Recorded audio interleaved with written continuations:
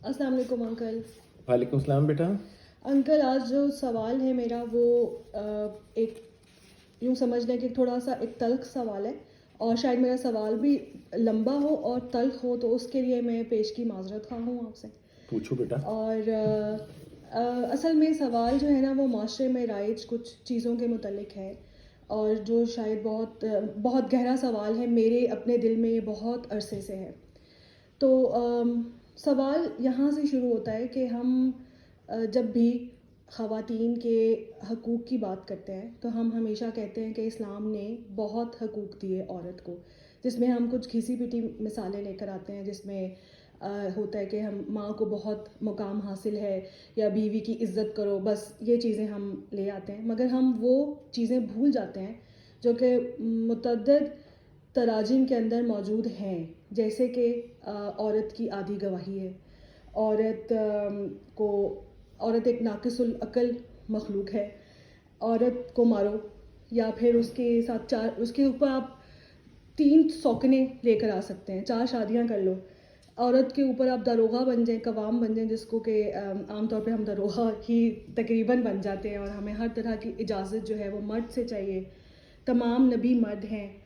عورت کو جسم اس لیے ڈھانپنا چاہیے کیونکہ جو دوسری ایک جنس ہے، یعنی مرد حضرات، وہ اٹریکٹ ہو سکتے ہیں، ان کے لیے ہم پرکشش بن سکتے ہیں، لہٰذا ہمیں اپنا جسم ڈھانپنے کی ضرورت ہے بجائے اس کے کہ ان کی اخلاقی تربیت کی جائے. یہ تمام چیزیں وہ لگتی ہیں کہ اس سے محسوس ہوتا ہے کہ عورت جیسے حور کا ایک کانسیپٹ ہے کہ عورت ایک، مجھے محسوس ہوتا ہے کہ عورت ایک استعمال کرنے کی چیز ہے، یا عورت کو کبھی ایک ریوارڈ کے طور پر دیا جائے گا کسی. تو مجھے کبھی محسوس نہیں ہوا کہ اسلام نے عورت کو ایکول رائٹس دیے ہیں. مجھے ہمیشہ ایسا لگا کہ عورت جو ہے وہ ایک اللہ تعالیٰ نے ایک سپیریئر مخلوق بنائی ہے آدمی، اور ایک انفیریئر مخلوق بنائی ہے عورت، جو کہ اس کے انڈر رہنے کے لیے اور اس کی ہر طرح کی اجازت درکار ہے، اور وہ اس کا تقریباً داروغہ ہے. تو میرے دل میں اس کی بہت الجھن ہے. آپ اس کو تھوڑا سا مجھے ایکسپلین کر دیجیے کہ کیسے ایکول رائٹس ہیں، کیا ہے اسلام، کیا اس کے متعلق کہتا ہے. مریم، آپ نے تو میرے دل کے عجیب تار چھیڑ دیے ہیں، اور میں آپ سے بھی اور سننے والوں سے بھی ہاتھ جوڑ کر پہلے سے میں بھی معافی مانگتا ہوں کہ اگر میری گفتگو میں کوئی سخت الفاظ آ جائیں تو مجھے معاف کر دیجیے گا.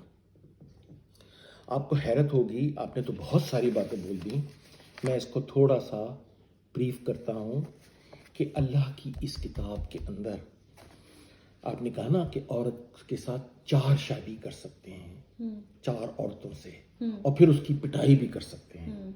فحش کاموں پر عورت کو قید کر کے رکھنا ہے. عورت کو جب حیض آتا ہے وہ ناپاک ہوتی ہے. عورت کو لانڈی اور باندی بنا کر اس کی اجازت کے بغیر اس کے ساتھ مباشرت کرنی ہے. عورت سے کب، کہاں اور کیسے مباشرت کرنی ہے، کیونکہ وہ تمہاری کھیتیاں ہیں. یہ جملے آتے ہیں. عورت کو طلاق دینی ہے. عورت کا مہر یعنی اس کے جسم کی قیمت مقرر کرنی ہے اسے استعمال کرنے سے پہلے. عورت کو عزت گزارنی ہے، اور عورت کو دودھ پلانے کا معاوضہ بھی دینا ہے. ان تمام باتوں کو سننے کے بعد میں ایسی ذات کو جس نے اس کتاب کے اندر یہ باتیں درج کر دی ہوں، معاذ اللہ میں اسے ذوالجلال والاکرام کہہ سکتا ہوں؟ دل نہیں مانتا اس بات کو. دل نہیں مانتا. میں اس کو سبحان اللہ تعالی عما یصفون کہہ سکتا ہوں؟ محسوس نہیں ہوتا ایسا. محسوس نہیں ہوتا. تو یہ کیسی باتیں اس میں داخل کر دی گئی ہیں کہ ایک ہی جنس کو اتنا اونچا مقام اور ایک ہی جنس کی اتنی تذلیل، وہ بھی خالق کائنات کی جانب سے. یہ تمام جھوٹ، افتراء اور دروغ گوئی ہے جو اس کے ترجموں میں داخل کر دی گئی ہے. آج ہم تمام باتوں کو چھوڑ کر، اور ہم ان تمام باتوں کے اوپر ضرور گفتگو کریں گے مریم، لیکن آج آپ کو میں ایک چھوٹی سی بات بتاتا ہوں. بڑی عام بات ہے، عورت کی آدھی گواہی ہے. 2 عورتیں ملیں گی تو ایک گواہی بنے گی. ایک مرد ہوگا تو اس کی گواہی ایک مانی جائے گی. کتنی ہی گھٹیا بات اور غلط بات ہے. اب یہ ہوا کیسے؟ یہ ہوا کیسے ہے کہ وہ جو آیت قرآن مجید کی جس میں انہوں نے یہ ترجمہ کیا ہے، وہاں ایک لفظ آیا ہے، اس لفظ کو انہوں نے کس طرح مس انٹرپریٹ کیا ہے، آئیں پہلے اس کو دیکھتے ہیں. لفظ ہے رجل. رجل کے معنی ہوتے ہیں مین، پرسن، بلوک، فیلو، کوو. آسٹریلیا میں اس کو میٹ کہتے ہیں اور امریکن اس کو ڈیوڈ بولتے ہیں. یہ ہے رجل کے معنی. اب رجلن یہ جب تنوین کے ساتھ آتا ہے قرآن میں تو اس کا ترجمہ آدمی نہیں ہے، اس کا مطلب ہے اتھارٹیٹیو پیپل، صاحب حیثیت، معاشرے کے اندر ایک مقام رکھنے والے لوگ، income producer, people with masculine qualities, grown up people, men of distinction, leadership personalities. تو رجل عورت بھی ہو سکتی ہے. رجل عورت بھی ہو سکتی ہے، ماشاء اللہ. واہ. رجل عورت بھی ہو سکتی ہے.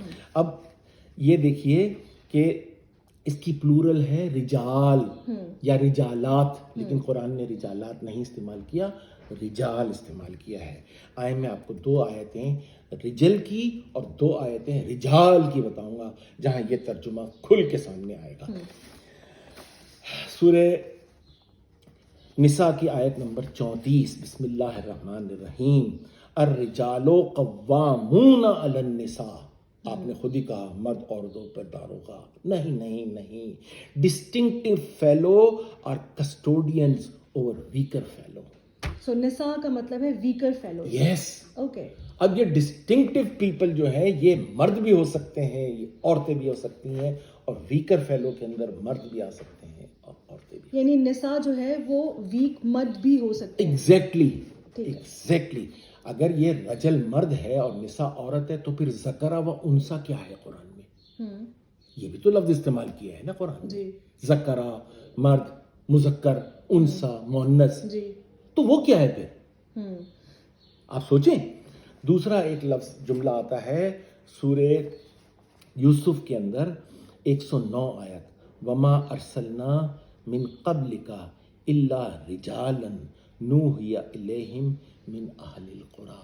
ترجمہ یہ کر دیتے ہیں کہ مردوں کو ہم نے بھیجا نہیں، آپ سے پیشتر ہم نے ممتاز لوگوں کو ہی وحی دے کر بستیوں والوں کی طرف بھیجا ہے، ڈسٹنکٹیو پیپل لوگوں کو بھیجا ہے. یہ 2 آیتیں ہو گئیں جس میں رجال آیا تھا. اب دیکھیے لفظ رجل. وَجَاءَ مِنْ أَقْصَى الْمَدِينَةِ رَجُلٌ يَسْعَىٰ. یہ سورہ یاسین کی آیت نمبر 20 ہے.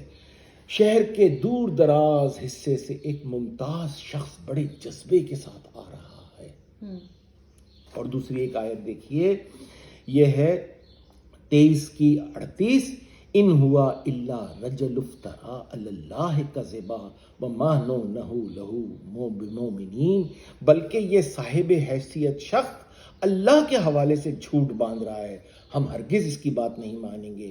یہ نوح کے ضمن میں یہ تمام جملے آ رہے ہیں اس صورت کے اندر، جو نوح سے کہہ رہے ہیں کہ یہ تو بڑا صاحب حیثیت ہے لیکن یہ جھوٹ باندھ رہا ہے، یہ ڈسٹنکٹیو پرسن ہے ہمارے معاشرے کا، یہ جھوٹ بول رہا ہے، ہم اس کی ہرگز نہیں مانیں گے. اب آتے ہیں اس آیت کے اوپر. قرآن مجید کی سب سے بڑی آیت یہی آیت ہے جس کو ہم سورہ بقرہ کی 282 کہتے ہیں. وہاں کچھ معاہدہ لکھنے کی بات ہو رہی ہے کہ مرنے سے پہلے اپنی وصیت کو یا اپنے تمام باتوں کو تحریر میں لے آؤ، اور وہاں یہ جملہ میں بیچ میں سے اٹھا کے آپ کو سمجھاؤں گا.